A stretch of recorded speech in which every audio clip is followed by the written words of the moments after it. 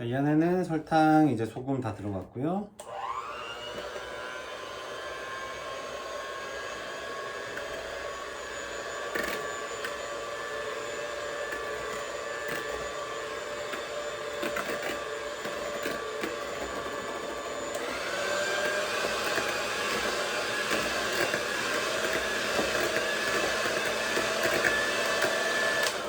자, 여기서 설탕을 만약에 거의 풀지 않고 케이크를 만들게 되면 나중에 반죽을 부을 때 보시면 막 그 설탕 가루가 많이 가라앉거나 나중에 막 그 굽고 나면 바닥이 되게 꾸덕꾸덕한 형상이 간혹 나올 때가 있어요. 그래서 설탕은 반드시 어느 정도 7, 80% 정도는 믹싱을 해 주신 다음 작업을 해 주셔야 돼요. 반드시.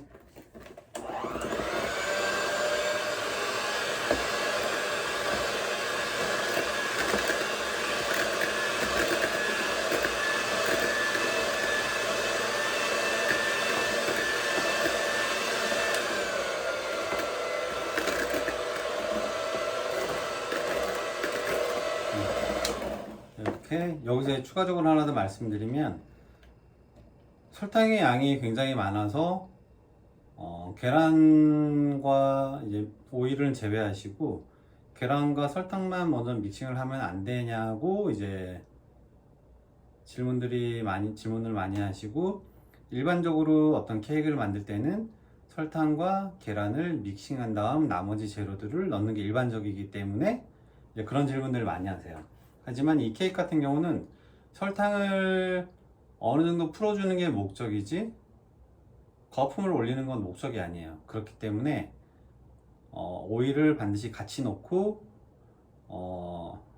고속이 아닌 저속으로 믹싱을 해 주셔야 거품화 되지가 않아요. 이 케이크는 서두에도 말씀드렸다시피 무게감이 있는 묵직한 케이크예요.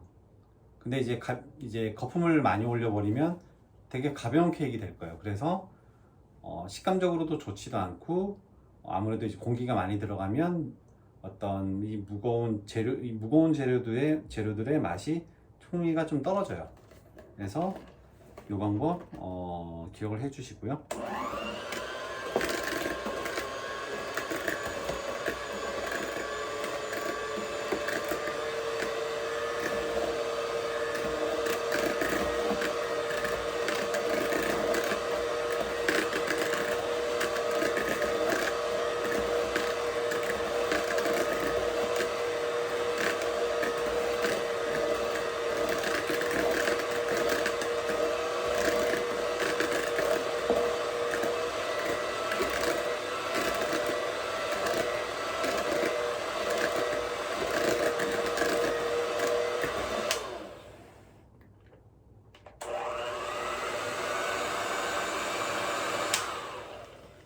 이 정도 믹싱을 해주시면 될 것 같아요.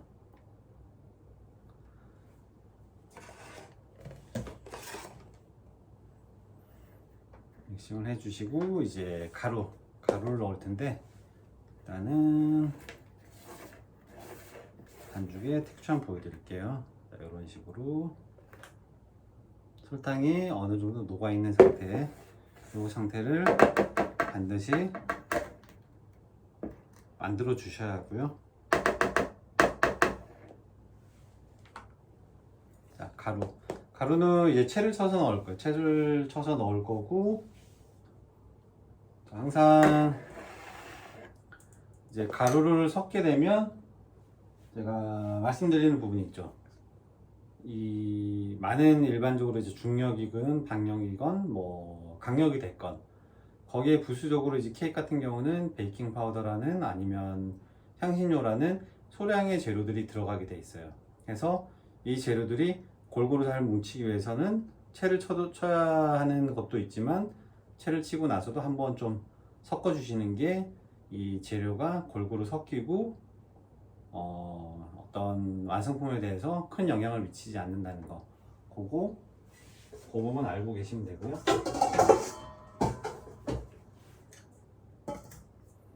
그래서 채를 쳐보도록 할게요.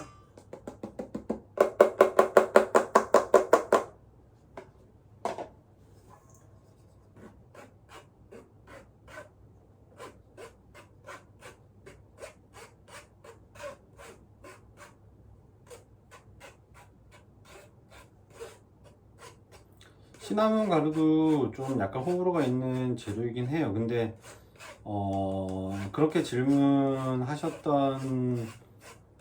분들도 들어간 것과 시나몬이 들어가지 않는 케이크를 딱 드셔보시면 그 다음에는 다 시나몬을 무조건 넣으세요.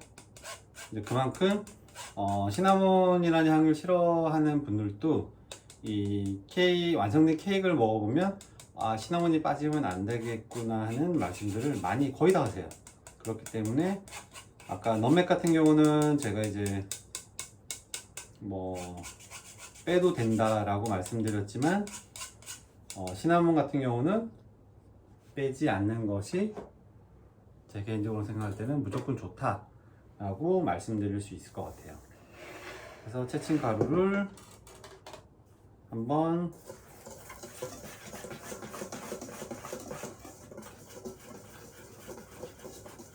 히포로 섞어주시고요. 이렇게 골고루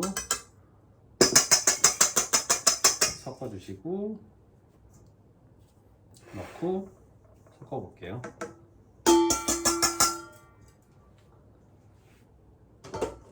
자, 여기서 이제 뭐 휘포로 섞어주시면 돼요. 아까 전에 이제 뭐 큰 기계를 사용할 때에는 비터를 사용하시라고 말씀드렸지만 소량일 때는 이제 주걱으로 섞으시는 것보다는 이제 휘포로 섞으셔도 크게 문제는 없어요. 하지만 이제 요거 당근하고 넛을 넣을 때는 휘포 사용하시면 안 되겠죠.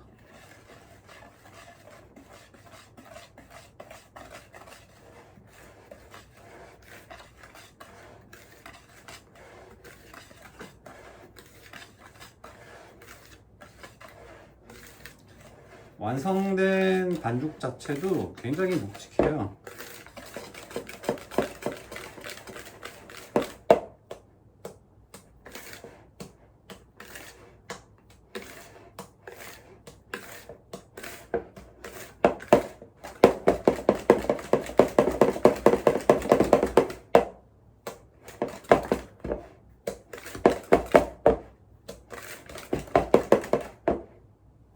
이렇게 밀가루가 충분히 잘 섞일 정도까지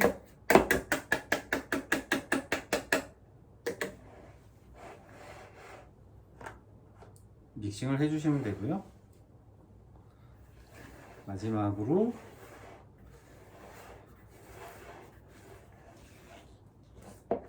주변 바닥 옆면 정리 한번 해주시고요.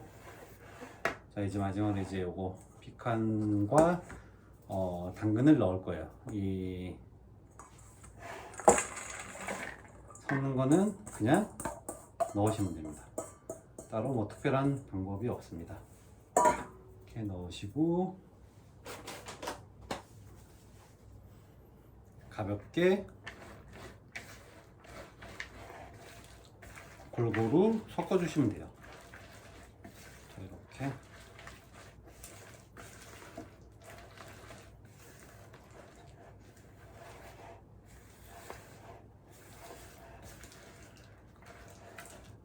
이렇게 보시면 당근이 꽤 들어간 것처럼 보이지만 이제 굽고 나왔을 때 먹었을 때 이 당근 맛이 나나 하는, 아무래도 이 당근이라는 식재료 자체도 그냥 당근만 먹었을 때는 뭐 티가 나지만 맛이 나지만 여러 가지 식재료하고 섞었을 때, 특히나 이제 쿠킹을 했을 때는 이제 생으로 먹었을 때보다는 조금 맛이 옅어지는 건 있어요. 마찬가지로 이 케이크도 마찬가지로 당근이 꽤 들어간 것처럼 보이지만 이제 케이크를 먹어보면 당근 맛이 그렇게 많이 나지 않는, 이름은 당근 케이크인데 당근 맛이 그렇게 강하지 않은 케이크가 될 겁니다. 이 레시피 같은 경우는 이제 제가 근무하는 호텔에서도 거의 10년째 바뀌지 않고 빠지지 않고 판매하고 고객들한테 제공되는 케이크예요. 그래서 어떤 다른 레시피보다도 이 당근 레시피 같은 경우는 제가 보증할 정도로 맛이 있는 케이크니 이 부분 그냥 참고하시면 될 것 같아요. 자, 이렇게 완성이 됐고요. 자, 여기서 이제 케이크를 이제 저희가 구워야 되는데 이 당근 케이크 같은 경우는 그날 반죽을 해서 그날 구우면 안 돼요. 왜냐하면 이제 보통 베이킹 이런 형태로 만들어진 어떤 베이킹 파우더가 들어간 이런 형태로 만들어진 케이크 같은 경우는 구조적으로 안정되어 있지가 않아요. 이제 거품된 케이크에 반해서. 물론 거품을 올린 케이크 같은 경우는 다음날 되면 거품이 다 꺼져 있겠죠. 그 거품으로 인해서 케이크의 구조가 형성되는데 거품이 꺼지면 쓰지 못하는 거죠. 하지만 이런 당근 케이크 같은 경우는 브라우니도 마찬가지고요. 다음날, 다다음날 사용해도 크게 문제가 없어요. 하지만 그날 반죽을 해서 그날 구우면 베이킹 파우더가 안정이 안 돼 있기 때문에 보통 2시간, 3시간 뒤에 구워라 라고 하는 분들이 많지만 가급적이면 하루 정도는 냉장고에 보관하셨다가 다음날 구워 주시는 게 가장 좋아요. 그래야만 좀 묵직하고 안정감 있는 케이크를 얻을 수 있어요. 대표적인 게 어떻게 보면 아몬드 크림이죠. 아몬드 크림 같은 경우도 만들어서 바로 타르트 몰드에 짜서 구우면 묵직한 식감에 무거운 식감에 아몬드 크림이 만들어지지가 않아요. 굉장히 가벼워지죠. 현재는 공기도 많이 들어가 있고 베이킹 파우더도 안정화되어 있지 않고 하기 때문에 굉장히 가벼워지는데 저희가 얻고자 하는 것은 고배합인 만큼 무거운 식감의 케이크를 저희가 얻는 게 목표이기 때문에 가급적이면 이제 다음날 구워 주시는 게 좋고요. 이제 그날 만들어서 그날 구운 케이크와 다음날 만든 당근 케이크를 딱 비교해 보면 일단 같은 양을 패닝 한다고 해도 일단 구워졌을 때 높이가 달라요. 그만큼 공기층이 많이 들어가 있고 높게 나오고 가볍고 묵직하지가 않죠. 하지만 다음날 구우면 이제 그날 구운 케이크보다는 좀 더 케이크의 결과물이 낮고 묵직한 그런 케이크가 만들어져요. 그래서 통에다가 담아서 다음날 가급적 다음날 구워주시는 게 좋을 것 같아요. 자, 그러면 일단 통에다가 옮기겠습니다.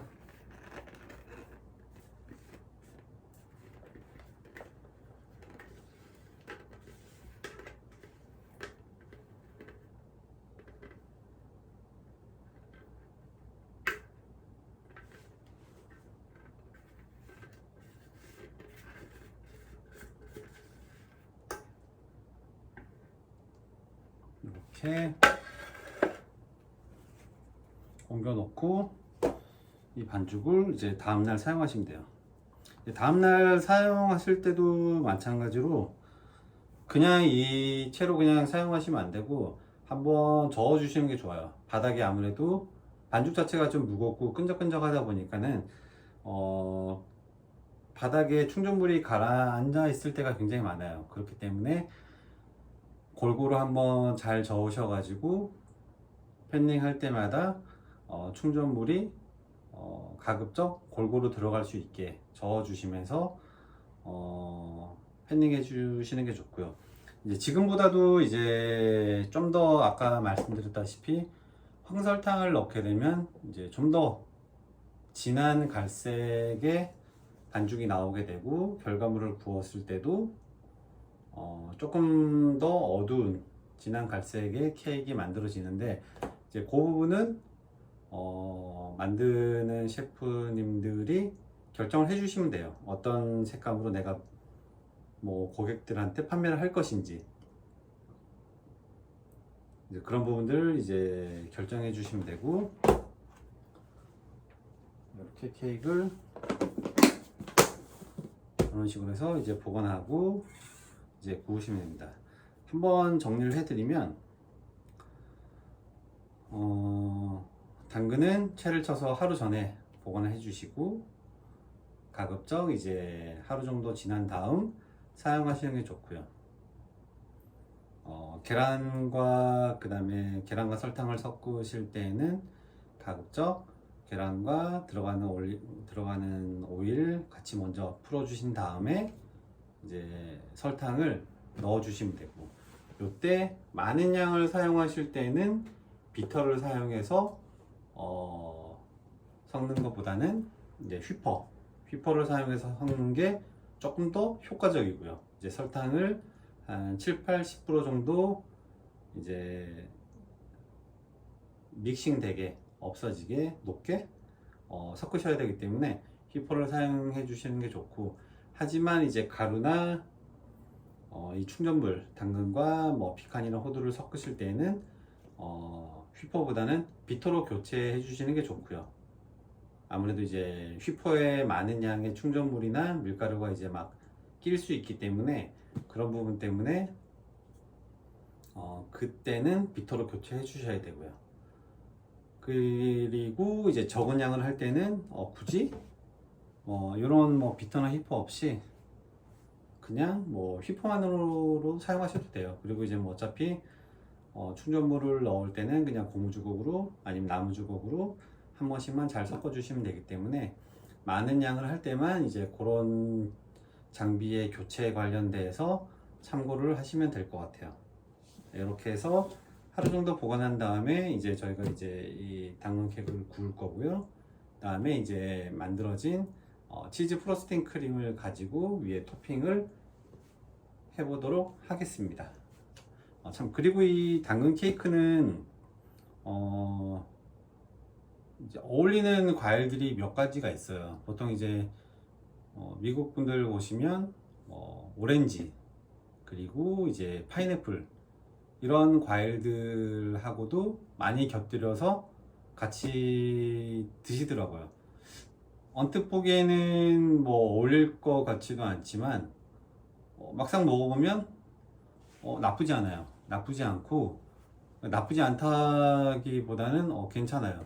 괜찮기 때문에 나중에 이게 구워져 가지고 이제 만들어지는 케이크와 함께 뭐 드셔보시면 약간 좀 새로운 어떤 맛의 조화를 아시게 될 수도 있어요. 그리고 당근 케이크는 공정 과정은 굉장히 간단하지만 이 준비에서 최종 완성품이 나오기까지 시간이 좀 걸리는 아이템이에요. 예를 들어서 당근을 하루 정도 냉장고 넣어 주셔야 되고, 반죽도 하루 정도 냉장고 보관을 해 주셔야 되고, 구워지고 나서도 그날 사용하시면 안 돼요. 되게 다 부서질 거예요. 냉동고에 하루 정도 넣어 주시고 나서 사용하셔야 돼요. 냉장고보다는 냉동고.